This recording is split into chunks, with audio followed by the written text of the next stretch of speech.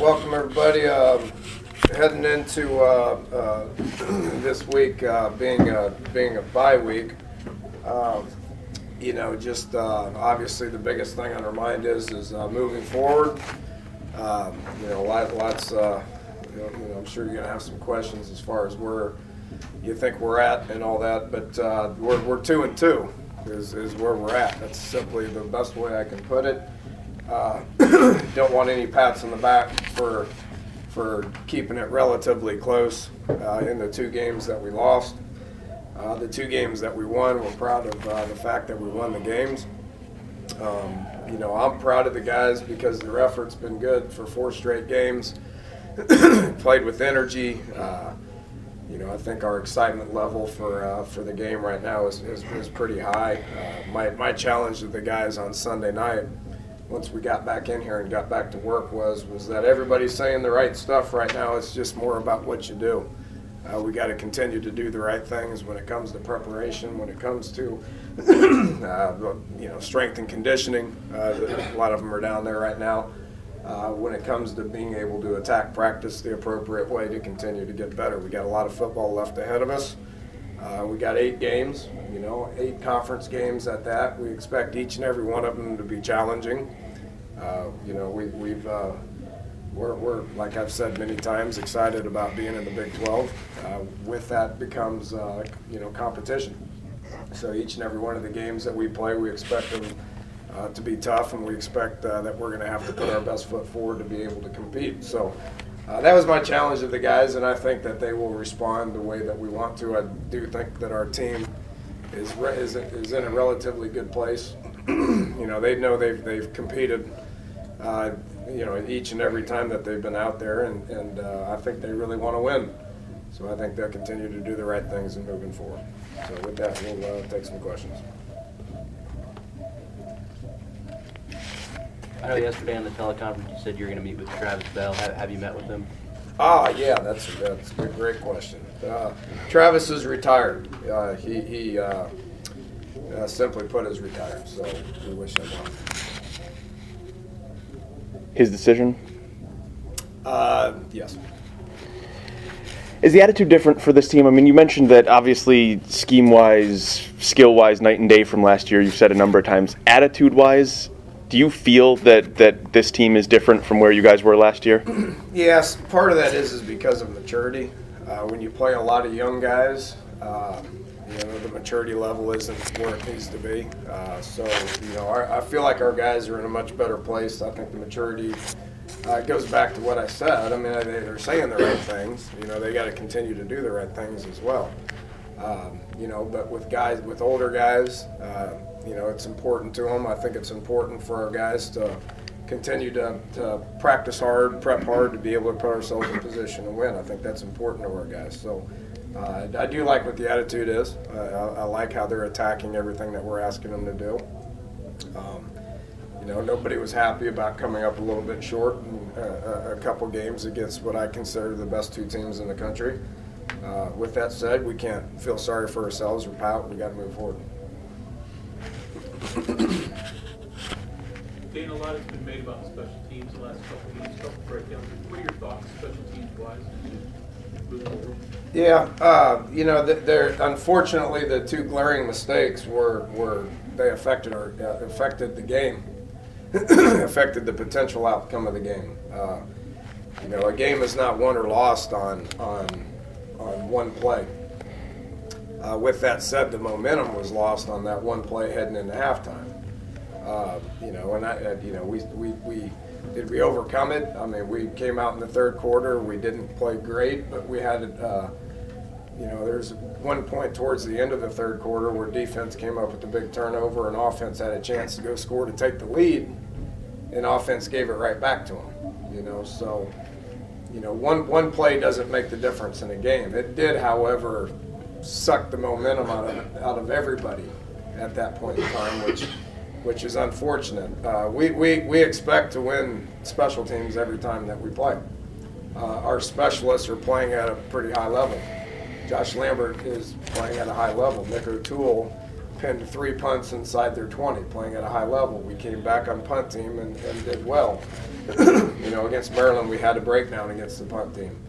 I don't know if anybody knows this or not, but our opponents have good players and they coach special teams as hard as we do. So it's called competition, you know, and you know, I think our special teams have been playing well, other than the fact that there was a very glaring mistake on kickoff team that we didn't cover, and a mistake on punt team 2 weeks ago that we didn't cover. And that affected the outcome of the game, which is disappointing.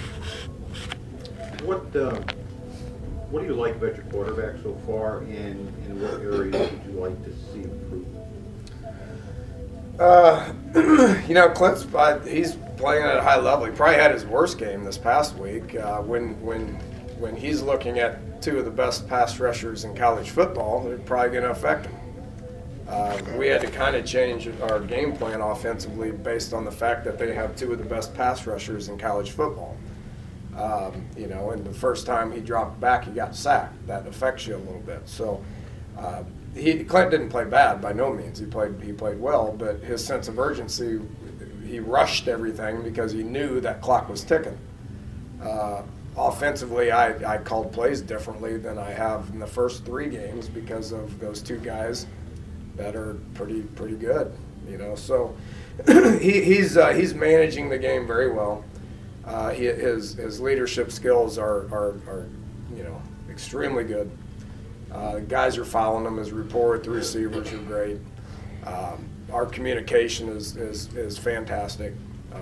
He's continuing to get better. He's harder on himself than I am on him, or Coach Dawson is on him. So he's going to continue to improve through reps. I think he's looking forward to that. Since the play at Ickey Banks, did you feel as though you need to knock some rust off with him? No, I thought Ickey played well. I mean, I think he played well. You know, he's got a lot of game experience. You know, so he went out there and competed. I didn't view that as an issue of anything that had going on defense. So he'll continue to get better as well. You have an update on Worley? He remains indefinitely suspended while we continue to gather facts that are out there. So we will continue to evaluate that. Yeah, this might be a simple question, but there's a complex answer. I don't know, but you talk a lot about playing Oklahoma and Alabama. There's certainly benefit to that, but for you and players, what is that benefit now going forward? Now that you have that experience, and I don't know, maybe it's very simply you won't see 2 teams quite that good. Well, I don't know if that's going to be the case or not, right, to be honest. I've joked around saying we're the 3rd best team in the country, and they're the top 2 teams in the country. There's certainly an argument for that. There's going to be a lot of good teams ahead of us. You know, so we're going to have to continue. We have to play like that all the time. I commend our guys for the effort and the attitude and the tenacity that they've been practicing with, preparing to play in those games. They're going to have to do it 8 more times if we want to put ourselves in a position to win. So I've been talking to them a lot about that's just who we are. We play with that kind of effort. We practice with that kind of energy. We play with that kind of energy. And if we can continue to do that, having played a couple of the better teams in the country, then that should prepare us for the rest of the challenges that are ahead of us.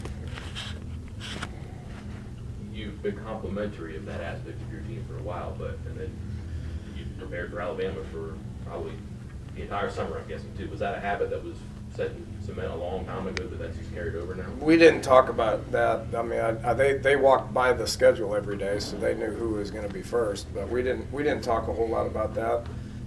What we talk about is putting ourselves in position to be able to win the next game that we play. So, you know, they know what's expected of them. They know what the routine is going to be, and they know what kind of, you know, effort then they're going to have to practice with, and what kind of energy that they're going to have to practice with. That's got to be the standard, and if it's not going to be the standard, then we're not going to be successful. So that's kind of what I've been hammering home to them. What's the biggest improvement you want to see in the next 2 weeks? Wow. I mean, just an improvement on all 3 sides of the ball is important. I mean, that can't not be the case in any of the games that are ahead of us. So, got to continue to do the right things. That it's in all aspects of what they're doing. I mean, it's just improvement. We'll have an opportunity this afternoon to go out for 2.5 hours and practice. We got to keep working on our timing. We got to keep working on getting better with the techniques that we're asking them to play with.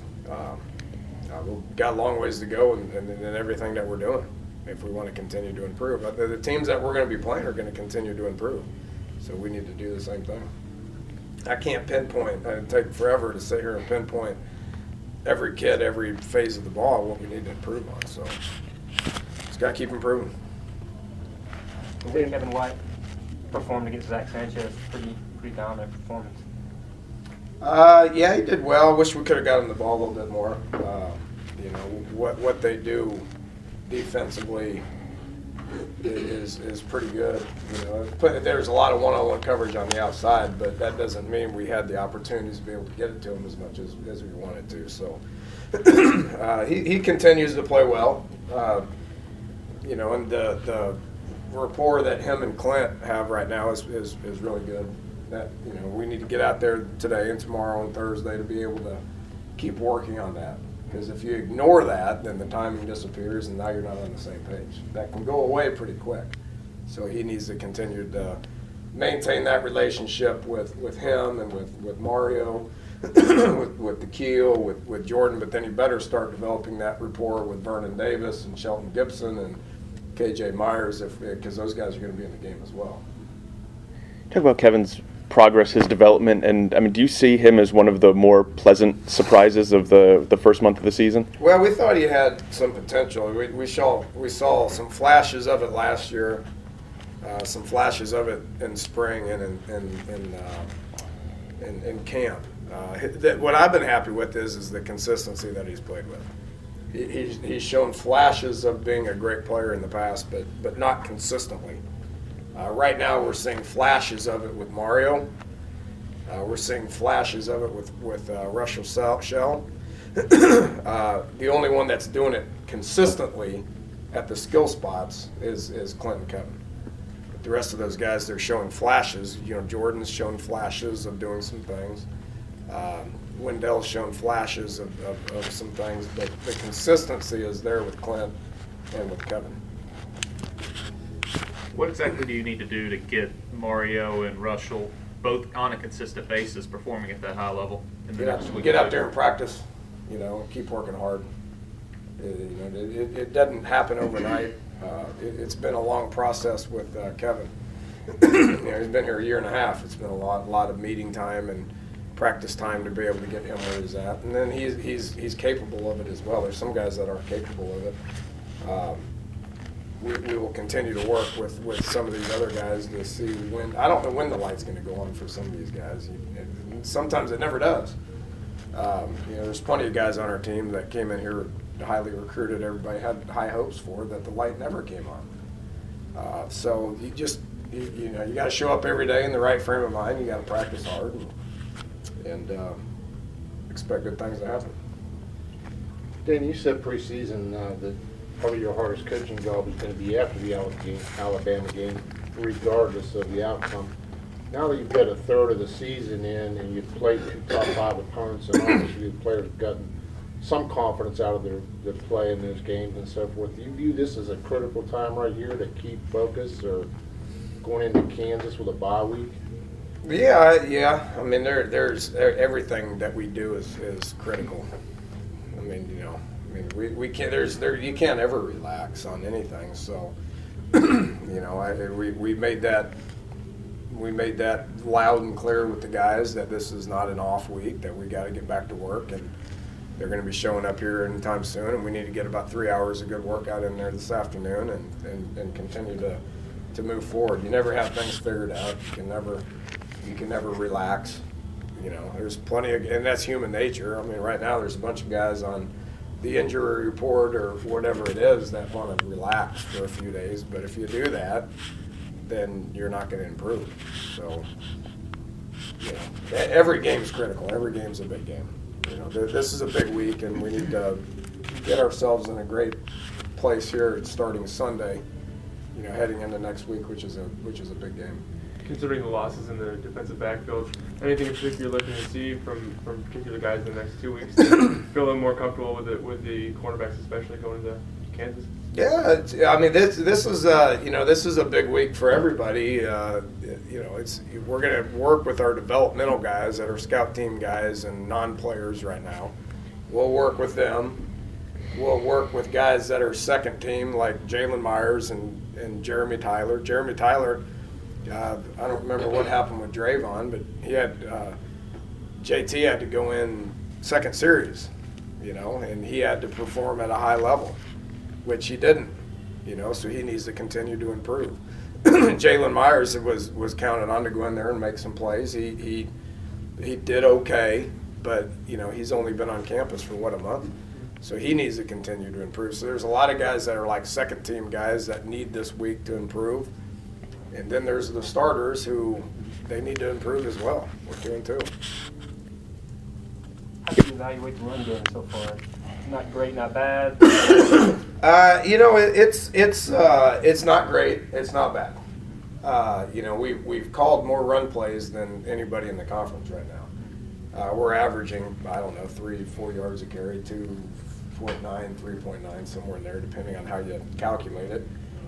We've played two really good run defenses.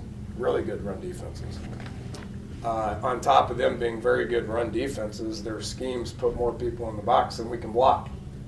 They can do that because they have great cover people. There's going to be teams that we play that are not going to be able to do that because of because of talent, because of cover skills or whatever it is. When we are able to get guys out into the open, we need guys to get out in the open and go. I'm okay with where we're at with it. It's based on scheme that the opponents are going to throw at us. We may need to make bigger plays in the run game. We don't have very many explosive plays in the run game right now, partially because of who we play. Any extra motivation from last year's Kansas game? Can that help carry this team through a bye week and keep that focus? Oh, boy, I'd hope so. A miserable performance. It was a miserable performance. I've been watching it for 2 straight days and it makes me want to puke. So, I would hope so. I would hope so. We did not play very well going there, and I would expect us to hammer that point home to our guys by watching the film for the next week and a half and be ready to go. Dan, I know recruiting's always big all year, but during these bye weeks, how crucial is it to get in touch with these guys and talk to them? Well, right now I think recruiting is going well. We had a huge recruiting weekend last weekend. We had a lot of guys on campus. The atmosphere was great, so it did us well. The fall evaluation, you got to get out and be seen. You can't go talk to them. You can't make contact with them. You can't sit in the stands and talk with the parents. You can go be seen. You can go watch. You can go show your support by being there to watch them play. You can go to the high schools and walk up and down the hallways and be seen. We will do that. We will do that a little bit Thursday, some Friday, a lot Friday, a little bit Saturday. It's important, but then again, there's a more important period, which is contact period. That doesn't exist until December. Will you guys go in all different directions? Yeah, I think you guys can probably figure out by now we recruit a lot of states, so we'll be everywhere. Danny, you touched on this the other day when I asked about the offense. Your offense is performing much better than it was last year, but at least for the first 2 or 3 games you had red zone issues. This last game you had probably more issues with not being able to take advantage of momentum shifts and put a chokehold on them and things like that. What is? How? You want us to dominate? How do you resolve How do we that? dominate? Yes. Yeah, it's a good question.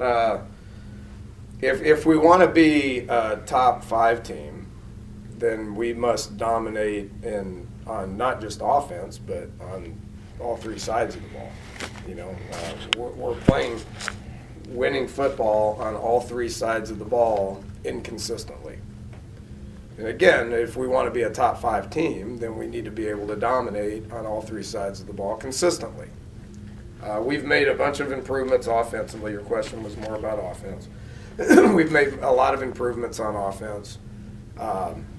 You know, were we able to, in order for us to be able to win that game against the top 5 opponent, then we needed to be able to score a couple more touchdowns, which we didn't. You know, why? I don't know. It's a whole bunch of things. Not making guys miss, not finishing blocks, not calling the right plays. I mean, there's a number of things. Not to harp on your special teams point, but on that kickoff return touchdown, you generally did a good job against them, except that one. But there were, I mean, Molinary's been good on touchbacks, and I don't think you guys been beat. Is there something to guys just getting conditioned to touchbacks and maybe on that play not going down as well as they needed to, just getting stuck? It's impossible to pinpoint that, but I've seen that happen. I've seen guys kick it in the end zone, kick it in the end zone, kick it in the end zone. And Joe does a good job of making the guys run to the end zone. You know, just to harp on the point of coaching them. Don't relax. You don't know if it's going to go into the end zone. You have to cover the appropriate way. You have to get off blocks. You have to have your safety guys in the appropriate place. We've coached it hard. We've executed it well. That one specific play, he brought it out of the end zone. We had guys stuck on blocks. We had guys out of their lanes, and we had the safety guys out of position. Did we tell them to do that prior to the play? No. Why did they do it? I don't know.